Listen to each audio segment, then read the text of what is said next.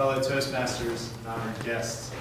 You know, every time I've been at this lectern to give you all a speech, I've always been right in the middle of a major life event. I remember my icebreaker. I just found out my wife was pregnant. And then for my second one, I just heard my baby's heartbeat for the first time.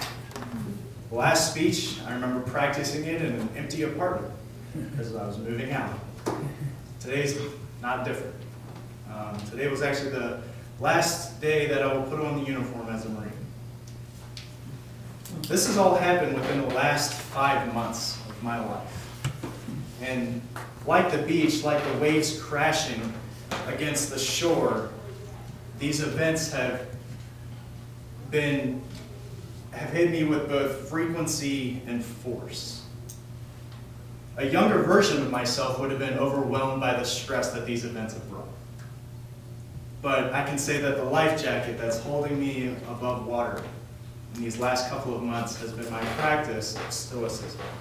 See, when I first learned about Stoicism, I was in 10th grade world history class. It's about a 2-paragraph blurb and a chapter on Western philosophy. They didn't go over the tenets at all, and they barely covered the major philosophers. And that was the extent of my knowledge with Stoicism. And unfortunately, that's the extent of most people's knowledge of Stoicism. Up until about 2009, when it made a resurgence. Tim Ferriss, known for his 4-Hour Workweek novel, he put out a blog post about Stoic tendencies and how they've helped him with productivity.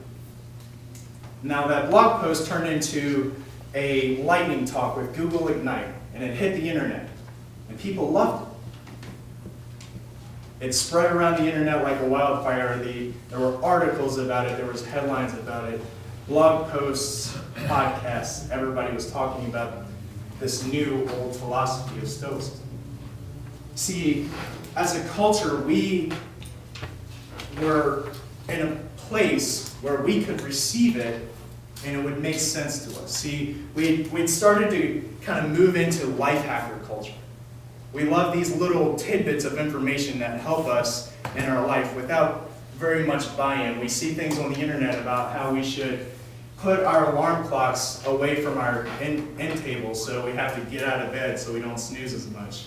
Or we see how we should eat a meal or a snack before we go grocery shopping so we don't get as much junk.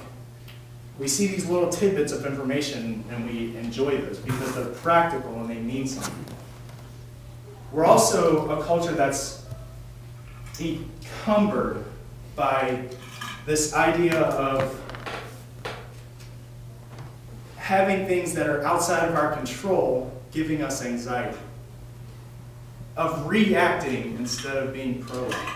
We have things like the media controlling how they'll only put out things that cause outrage or buzz or interest, have conversations. We have social media where we can go and put our life events on and we hope for likes and comments and retweets. We're a culture of reactivity, and these are the things that Stoicism works against.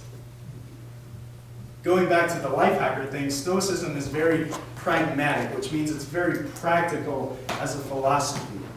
A Stoic will never tell you to sit in a room with candles lit and in a weird posture with your legs crossed and tell you that if you meditate, your life is just going to magically be better. It's practical in that sense. It'll give you tidbits of information that you can use going forward. For example, Seneca said in his letters to Lucilius, "Through the medium of entertainment, vices creep into one with more than usual ease."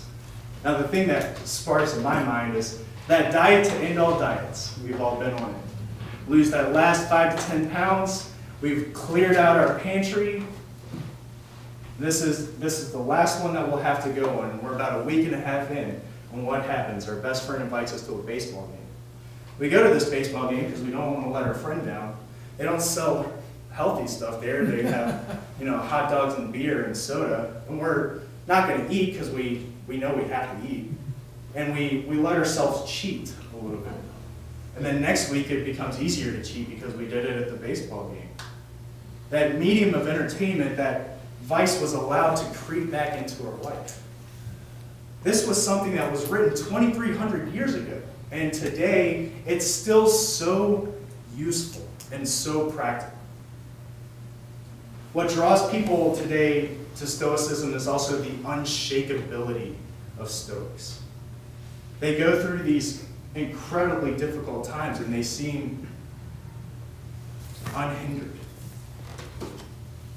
Marcus Aurelius said in his Meditations, which was meant to be a diary for himself and not meant to be published, he said, "Today I escaped from anxiety." Imagine escaping from anxiety. He says, "Oh no, I didn't escape it, I discarded it, because it was within me and in my own perceptions, not outside."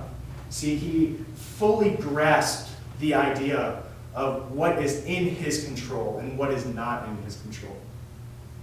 He fully meditated and let that sit in his life, and he came to a conclusion. Why do I need to worry about the things that I have no control over?